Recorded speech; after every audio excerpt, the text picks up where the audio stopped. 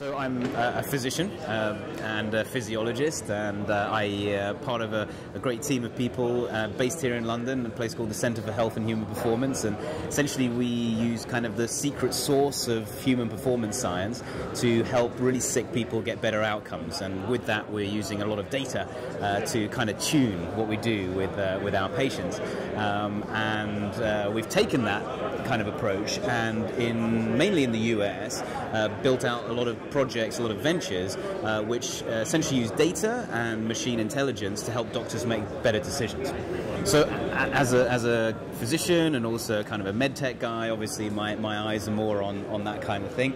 For me, the things that are really the things to look out for at the moment are, for me, in the data space. So where are the companies that are looking at taking unused or siloed data sets which hold an awful lot of added information about the real outcomes, where people have got either really terrible results or really fantastic results, and who are mining those data in order to give better recommendations to the medical profession, or indeed directly to patients, about what drug they should take, what treatment they should have, which center they should go to, which surgeon should operate on them. That for me is kind of one of the biggest untapped, lowest hanging fruits out there. And any of the companies, any of the startups involved in taking those data and helping the profession or patients or payers make better decisions are the ones to look out for. Monopolis, which is quite a cool place. It's it's one of the biggest places for fermenting grapes, or at least tasting the fermented grape here in London.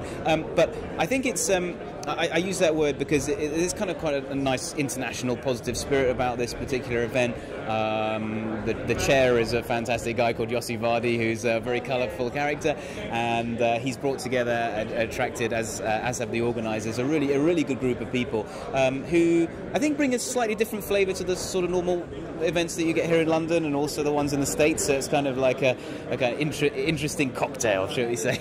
Well, first of all, no one can predict the future, but one thing I would say is a little bit like William Gibson said, the future is already here, it's just not evenly distributed.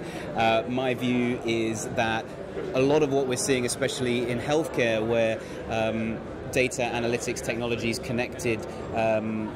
connectedness really results in benefits to people, will become more evenly distributed. And so the future will be not necessarily one where we're seeing amazing new advances. We already see those advances right here today, but they'll be accessible to a whole lot more people. They'll become routine practice, and through digital and connected means, more people will know about what is best for them.